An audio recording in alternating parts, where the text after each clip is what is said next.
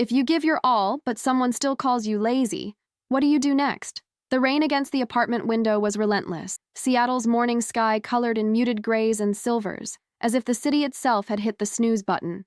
Inside Unit 5C, Sienna Harper moved as though she was performing on a stage with no audience, her slippers silent against the worn hardwood, her hair tied up hastily, her eyes focused and quietly determined. She balanced a spatula in one hand, flipping scrambled eggs in time with the shrill beep of the coffee maker. With her other hand, she scrolled through work emails on her phone, thumb dancing over the glass. The scent of freshly brewed coffee and toasting bread filled the kitchen, mingling with the faint aroma of lemon cleaner from last night's late scrubbing session. A stack of lunch containers lined the countertop. Turkey sandwiches for Julian, a leftover noodle salad for herself, carrot sticks, apple slices, and a pack of Julian's favorite trail mix. She did a quick inventory, wallet, keys, phone charger, before ducking into the bedroom. Julian Mercer stood at the closet, half-dressed, a frown on his face as he dug through a pile of shirts. He barely glanced at Sienna as she set his travel mug and lunch on the dresser. "Thanks," he muttered, still searching for something. His laptop, open on the bed, glowed with a half-written code window. He hadn't finished his coffee, and his hair was still damp from an unfinished shower. "Do you want the navy sweater or—" Sienna began, holding up two options. "Whichever," Julian replied, distracted, already pulling one over his head. "Did you see my blue socks? The ones with the stripes?" She paused, quickly replaying last night in her head. Laundry, done, folded, but some socks left behind in the dryer. "Check the basket by the laundry room door," she offered, voice gentle, not wanting to add to his stress. Julian mumbled a vague thanks and shuffled away, leaving Sienna in the bedroom's soft, early light. She took a deep breath, forcing her shoulders to relax. The weather outside made everything feel heavier. Coats weighed down by rain, cars splashing through puddles below, and Sienna herself moving faster than anyone seemed to notice. She had 15 minutes before her own video meeting. The kitchen was a battlefield of plates and crumbs, the living room littered with Julian's charger cables and last night's empty mug. She gathered dishes, rinsed them quickly, and tossed the mug in the dishwasher. A quick look in the hallway mirror revealed tired under eyes and a smudge of mascara. She wiped it away, then grabbed her canvas tote and umbrella. On the way out, Julian called, "Hey, can you pick up more coffee pods on your way home?" He didn't look up from his phone. "Sure," Sienna said, voice quieter than she meant. The elevator ride down was short, but gave her a moment to close her eyes. Downstairs, the lobby smelled of wet concrete and someone's cinnamon bagel. Mrs. Eloise Grant, their neighbor from 5B, waved from the mailboxes. She wore a bright green raincoat and a knowing smile. "Morning, Sienna. Weather's not making it easy, is it?" Mrs. Grant's voice was warm, kind. Sienna smiled back. "It never does." "But at least it's good for the plants," Mrs. Grant laughed. "You're always so positive, dear. Tell Julian good luck at work." "Will do," Sienna replied, her smile lingering as she stepped out into the drizzle. The city was alive with umbrellas bobbing along the sidewalks, delivery bikes weaving through traffic, and the low rumble of buses making their slow progress up the hill. Sienna's apartment building was neither new nor old, just another box in the city's puzzle, with faded bricks and a mural of colorful birds on the side alley. She ducked into the bean counter, a neighborhood coffee shop that always buzzed with early energy. Amara Chen was waiting by the window, her dark hair tucked into a beanie, sketchbook open and cappuccino steaming. "You look like you've already lived a full day," Amara teased as Sienna dropped her tote on the chair and slumped down. Sienna let out a tired laugh. "I don't think I ever stopped living yesterday." Amara's eyes narrowed, always quick to spot the tension behind Sienna's smile. "Did you at least sleep?" "A bit. Julian had a late deployment, and I was up finishing the laundry. He's stressed, and I'm just trying to keep everything running." Amara traced a finger around her mug. "Does he see how much you're doing?" Sienna shrugged, her gaze traveling to the rain running down the glass. "I'm not sure. Sometimes it feels like I'm invisible. Like if I wasn't doing all of it, the apartment would just fall apart." "Have you told him how you feel?" Amara asked, her tone gentle but insistent. Sienna shook her head. "He's got so much on his plate, and I don't want to add to it. Besides, it's just chores, right? Normal stuff." Amara reached across the table, squeezing Sienna's hand. "You matter too. Don't let yourself disappear, okay?" Sienna smiled, grateful, but a tiny knot of worry twisted inside her. She changed the subject, asking about Amara's new freelance project, but Amara's words lingered as she hurried to the office, her umbrella battling the wind. Work was a blur of spreadsheets, phone calls, and meetings. Sienna managed invoices, scheduled appointments, and kept the office running smoothly. She was the person people turned to when the coffee machine broke, or when someone needed a stapler, or a listening ear. She rarely took lunch away from her desk. By the time she got home, the rain had eased to a mist. The elevator groaned as it ascended, and Sienna's feet ached in her damp flats. She paused outside her door, listening to the muffled sounds of Julian's video call, his voice animated, confident, so different from the distracted man at breakfast. Inside, the apartment was no less cluttered, but Julian was nowhere in sight. She set down groceries, sorted the mail, and changed into sweatpants. The evening routine began, prepping dinner, tossing laundry into the dryer, and answering one last work email. Julian emerged from the bedroom, phone pressed to his ear. He ended the call and looked around, brow furrowed. "Did you do laundry?" he asked, opening the hall closet. "Yeah, it's in the dryer," Sienna replied, chopping vegetables. He rifled through the laundry basket. "I can't find any clean socks. Are they still wet?" Sienna wiped her hands on a towel, moving to help. "They should be dry. Maybe they're at the bottom." Julian huffed, frustration bubbling up. "You know, I can never find anything around here. Sometimes I feel like you don't even try to keep this place organized." Sienna froze, the knife still in her hand, her chest tightened, breath catching. Julian tossed the basket aside, sighing. "I swear you're getting lazy lately." He said it casually, not even looking at her, as if it were a minor complaint. But the word hit her with the force of a slap. Sharp, unexpected, and deeply unfair.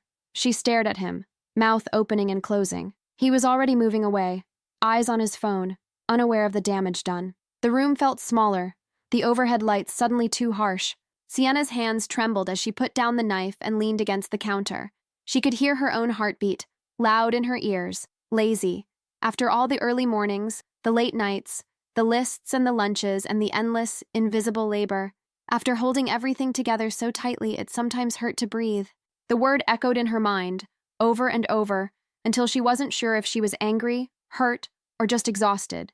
She finished making dinner in silence. Julian ate quickly, distracted by a new software bug, and thanked her absently. She nodded, pretending not to notice the sting. Later, alone in the quiet living room with the rain tapping faintly at the window, Sienna wrapped herself in a blanket and stared at the city lights. Her reflection in the glass looked smaller than she remembered. 1,000 thoughts chased each other through her mind. Was she really not doing enough? Had everything she'd poured into this home, this partnership, gone unnoticed? Or was she just expecting too much? Her phone buzzed, a message from Amara. "Thinking of you, friend. Remember what we talked about." Sienna typed, then erased, then typed again. "He called me lazy. I don't know what to do." She didn't hit send. Instead, she closed her eyes, feeling the ache behind them, and let the silence fill the room. The city outside continued on, oblivious. Inside, Sienna sat with a pain that was sharp and quiet and new. Is this really how he sees me? Sienna's alarm chimed at 6:01 a.m., 1 minute later than usual, but enough to make her bolt upright in bed, pulse instantly quickening. The memory of Julian's words, lazy, echoed raw and unshakable in her mind. The world outside was still blanketed in Seattle's persistent drizzle, the apartment's windows blurred with rain. She stared at the ceiling, wishing she could stay under the covers, but the day was already demanding her attention. She slipped quietly from bed, careful not to wake Julian, who slept deeply and peacefully, his face unmarked by any trace of last night's tension. Sienna pulled on her softest sweater, padded into the kitchen, and began her morning marathon. Coffee percolating, dishwasher emptied, lunchboxes packed. She wiped down counters, sorted recycling, and started a load of laundry, all before sunrise. Her movements were more mechanical than usual, her mind looping on that one careless word. By the time Julian wandered into the kitchen, hair tousled, searching for his phone, Sienna had already set out his favorite mug and a plate of toast, just the way he liked it. Golden, not burnt, with a thin layer of apricot jam. He mumbled a distracted, "Thanks," eyes glued to his notifications. Sienna watched him from the corner of her eye, silently hoping for some sign that he'd noticed her extra efforts, that he remembered last night and regretted what he'd said.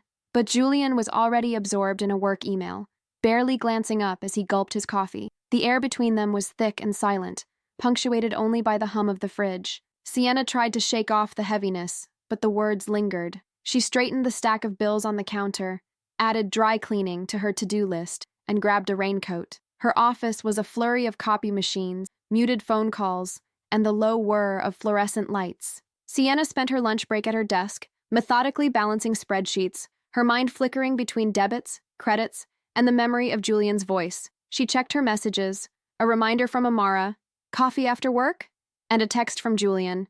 Can you pick up groceries? Out of oat milk and eggs. No, please. No, thank you. At 1:45 p.m., Sienna made her way down to the building's communal laundry room. The hum of machines and the faint scent of fabric softener offered a reprieve. As she folded a pile of towels, Mrs. Eloise Grant from 5B shuffled in, clutching a reusable shopping bag. The retired teacher's sharp blue eyes softened when she saw Sienna. Running the world again, I see? Mrs. Grant smiled, her voice warm but knowing. Sienna managed a weak laugh, just trying to keep the chaos at bay. Mrs. Grant hesitated, then offered, Don't forget to take care of yourself, dear. Even the busiest bees need to rest.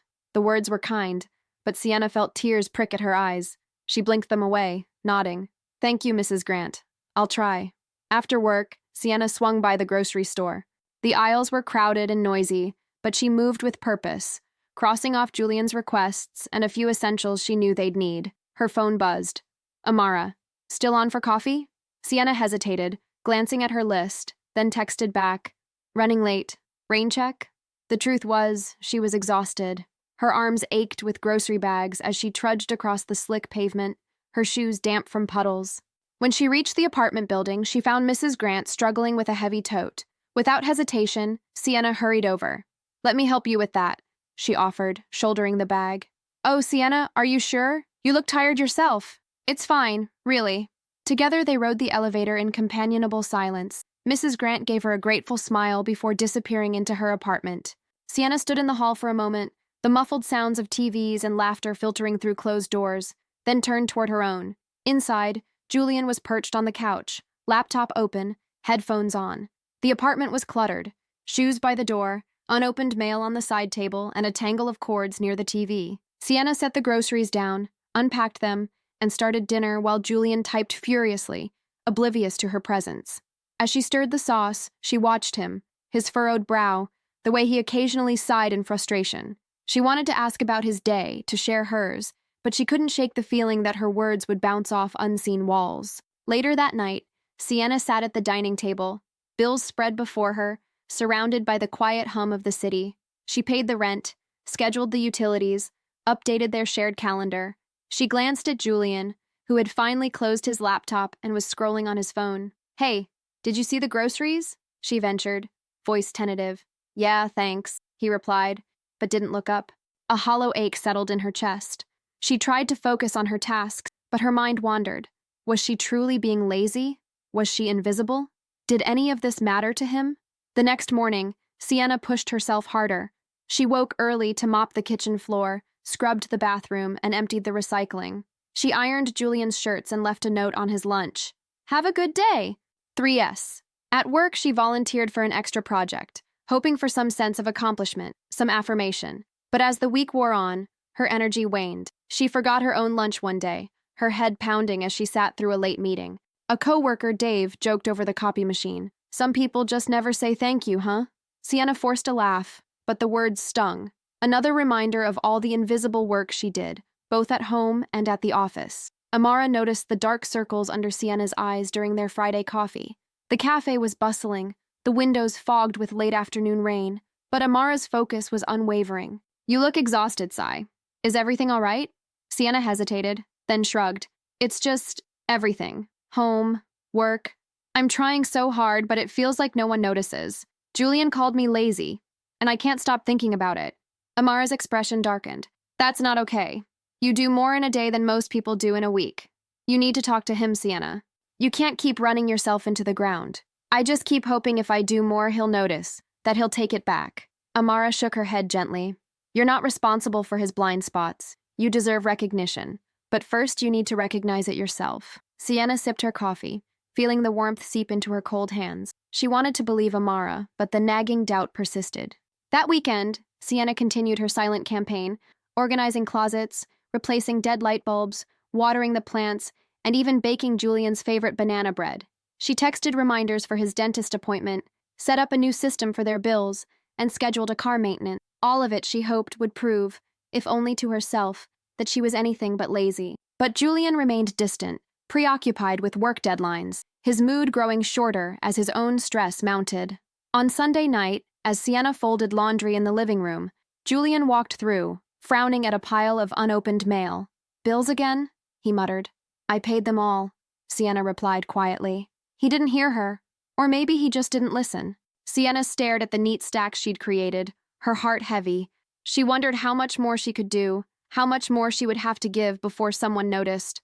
On Monday, Sienna passed Mrs. Grant in the hallway again. The older woman paused, studying her with a gentle concern. "You seem tired, Sienna. Make sure you don't wear yourself out for others who don't see your efforts." Sienna managed a tired smile. "I'll try." As she walked away, her phone buzzed with another request from Julian. "Can you pick up my prescription?" She sighed, typing back, "Of course." But the words felt heavy, her fingers slower. As the days blurred together, Sienna's world shrank to a cycle of chores, errands, and quiet disappointment. She moved through her life as though underwater, her efforts unseen, her voice unheard. One afternoon, as she walked back from the grocery store, Seattle's rain heavier than ever, Sienna stopped in the small park near their building. She sat on a damp bench beneath a maple tree, watching the city lights flicker on. The sound of children playing, dogs barking, and traffic rolling by filled the air. She pulled out her phone, scrolling mindlessly, then paused. A video popped up. "How to know if you're being taken for granted." She watched for a moment, the host's words echoing her private fears. "Have you ever felt unappreciated for your hard work?" Sienna stared at the screen, lost in thought, then snapped it shut. She knew she couldn't keep living this way, but she didn't yet know how to change it. She stood, rain seeping through her coat, and walked home, determination building with every step. She wasn't lazy. She was tired.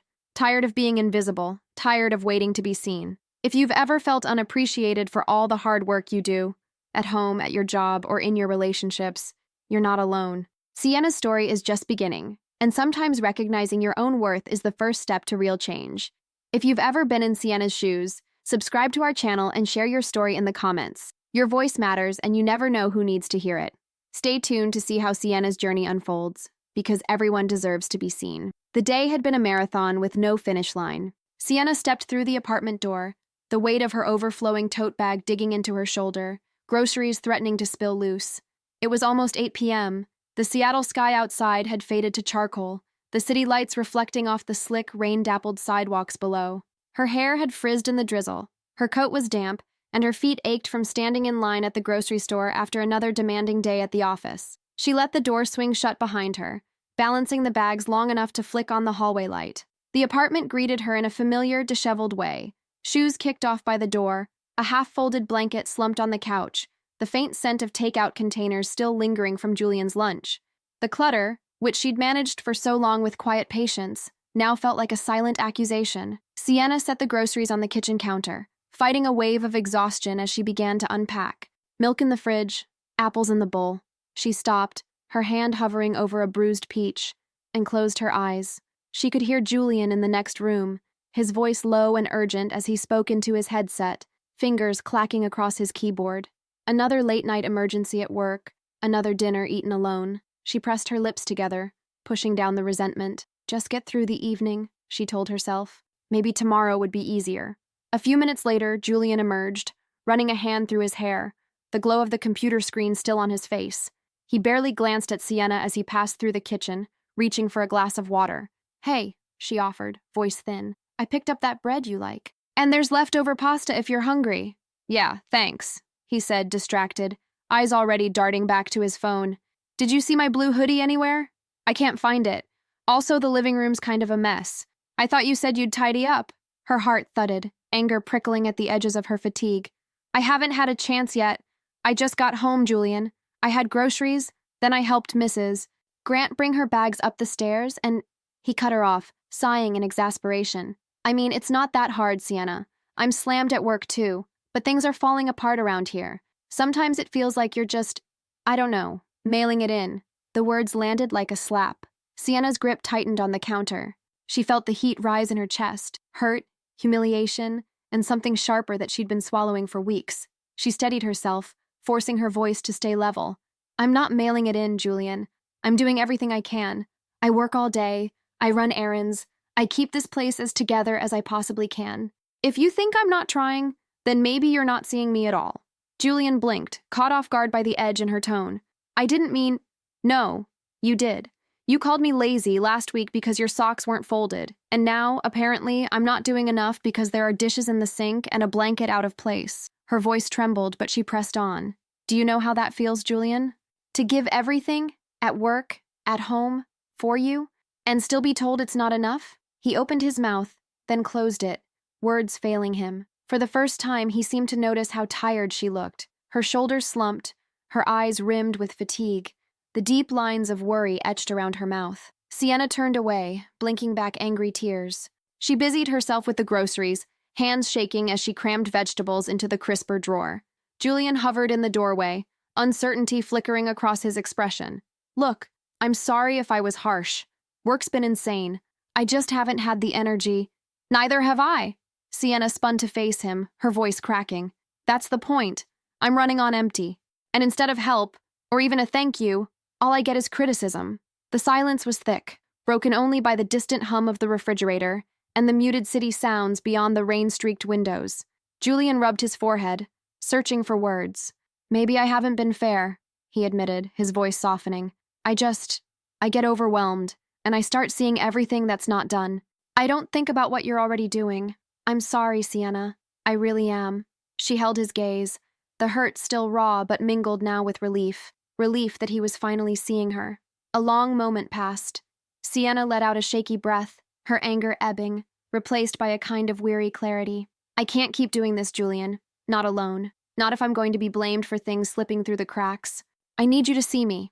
I need us to be a team. Julian nodded, shame settling in his features. For the first time, he seemed to see the mountain she'd been carrying alone. He stepped closer, his voice hesitant. You're right. I've been selfish. I thought I was carrying the weight of my job, but I haven't been carrying my share at home. I took you for granted, Sienna. I'm sorry. She looked at him, searching his face for sincerity. She found it there, uneasy, but real.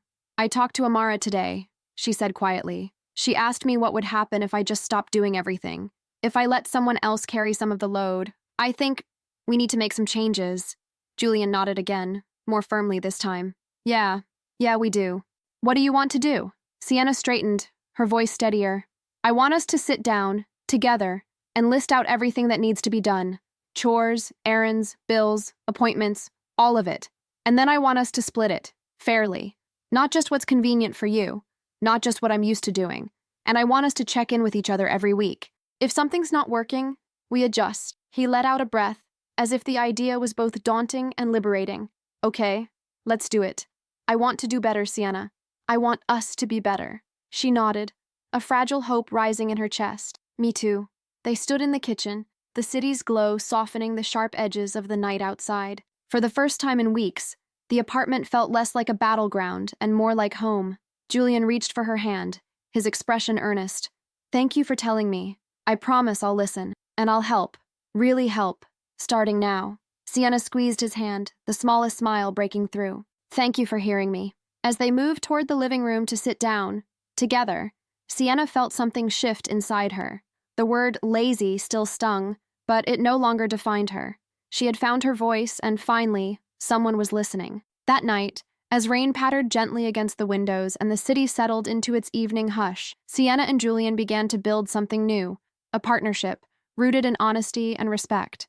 The days ahead would bring their own challenges, but for the first time, Sienna didn't feel invisible. She felt seen, and that made all the difference. Julian's apology lingered in the air, suspended somewhere between relief and uncertainty. For a long moment, the apartment was silent, save for the hum of the refrigerator and the distant patter of rain against the window. Sienna sat at the small dining table, her hands wrapped around a mug of now lukewarm tea. Julian stood nearby, his shoulders slumped, searching for the right words as the weight of their conversation settled in. For the first time in years, Sienna felt seen, not as the ever-reliable organizer, not as the invisible caretaker maneuvering in the background, but as a person with limits, needs, and quiet strengths. The sting from that single word, lazy, still throbbed, but now it mixed with something else, the dawning possibility that things could change. Julian moved to sit across from her, folding his hands on the table.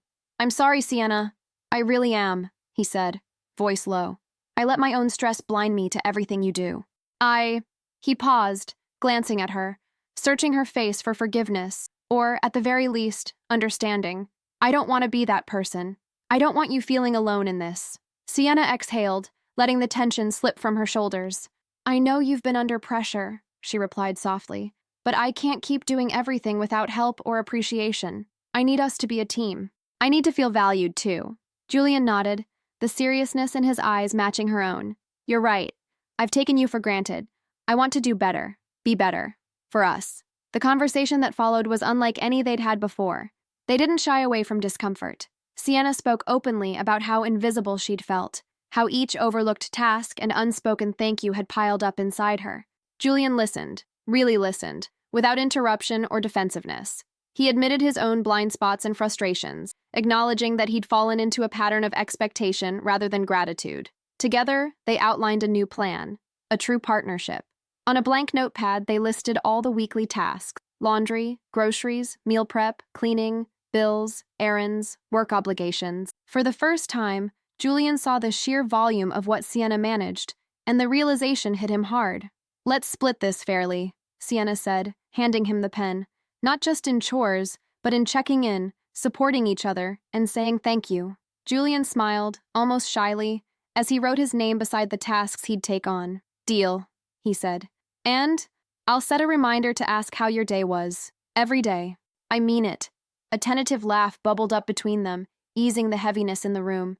The rain outside began to let up, pale light filtering through the window, painting soft stripes across the table. For the first time in weeks, Sienna felt hope rising with the morning. The following weekend, Sienna woke to the unfamiliar sound of Julian moving quietly through the apartment. She found him in the kitchen, clumsily chopping vegetables and humming along to the radio. There was a pot of coffee ready and a plate of scrambled eggs, slightly overcooked, but made with care. Breakfast is served, Julian announced, grinning sheepishly. And I already started a load of laundry. Sienna smiled, warmth blooming in her chest. It was a small gesture, but it meant everything. She sat beside him, savoring the simple meal, the unhurried company, and the easy conversation that followed. After breakfast, they tackled the cleaning together, laughing at Julian's failed attempts to fold fitted sheets and Sienna's relentless pursuit of dust bunnies. The apartment, once a source of stress, became a space of shared effort and mutual respect. That afternoon, Sienna met Amara at their favorite coffee shop. The rain had cleared, leaving the sidewalks glistening under a rare patch of sunlight. As they settled into a booth by the window, Amara studied her friend, noticing the lightness in her expression. You look different, Amara said, sipping her chai latte. Like you finally exhaled. Sienna chuckled. I think I did. We talked. Really talked. It wasn't easy, but I feel heard. We made a plan. He's trying, and I'm not afraid to speak up anymore. Amara squeezed her hand. I'm proud of you. Setting boundaries isn't easy, especially with someone you love. Sienna nodded, her gaze drifting to the busy street outside. I realized I was waiting for someone else to notice my struggles, to give me permission to take care of myself. But I can't wait for that. I have to advocate for myself. They lingered over coffee, sharing stories about work, life, and the small victories that made each day worthwhile. As Sienna left, she felt a sense of calm she hadn't known in months, a quiet confidence rooted in her own worth. Back at the apartment complex, Sienna bumped into Mrs. Grant in the laundry room. The older woman, balancing a basket of neatly folded towels, greeted her with a knowing smile. Afternoon, Sienna. Everything all right? Mrs. Grant asked, her eyes twinkling with gentle curiosity. Sienna returned the smile. Better than all right, actually. Things are changing. Slowly, but changing. Mrs. Grant nodded approvingly. Good. Sometimes all it takes is a little courage to say what needs to be said. The rest tends to follow. Sienna helped Mrs. Grant with her laundry, chatting about neighborhood news and the best way to remove coffee stains. As they parted ways, Sienna felt gratitude for the quiet support woven through her everyday life, a reminder that growth often happens in the smallest moments. A week later, the new routine had begun to take root. Julian kept his word, taking on half the chores and checking in with Sienna about her day. He made an effort to leave his work at the office, to be present in their shared time. They scheduled a weekly check-in. Nothing formal, just a walk to the park or coffee on the balcony, where they could talk honestly about how things were going. It wasn't perfect. There were still moments of frustration, forgotten chores, and days when the apartment was a mess. But now, instead of resentment, there was laughter. Instead of silence, there were conversations, sometimes difficult, always honest. Sienna discovered new boundaries she hadn't known she needed. She left work at a reasonable hour, took evenings to herself when she needed rest, and accepted help from friends without guilt. She even joined a yoga class at Amara's suggestion, carving out space for her own well-being. Julian, for his part, grew more attentive, leaving post-it notes of encouragement, surprising Sienna with her favorite pastries, and thanking her for the invisible labor she'd carried for so long. He learned to recognize the signs of her exhaustion, stepping in before she had to ask. They both learned together that partnership wasn't about perfection or keeping score. It was about showing up, every day, in small ways, with kindness and humility. One evening, as they walked hand in hand through the neighborhood park, Julian paused beneath a canopy of cherry blossom. The city buzzed quietly around them, the last light of day turning the sky a dusky blue. "Thank you, Sienna," he said, voice steady. "Not just for what you do, but for who you are, for speaking up, for not giving up on us." Sienna squeezed his hand, her heart full. "Thank you for listening, for trying. I'm proud of us." They stood together, watching as a gentle breeze sent petals drifting through the air, a reminder that even after the harshest storms, something beautiful could grow.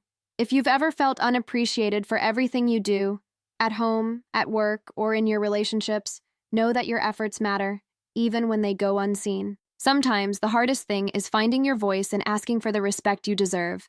But as Sienna and Julian learned, change begins with an honest conversation and the courage to believe in your own worth. What about you?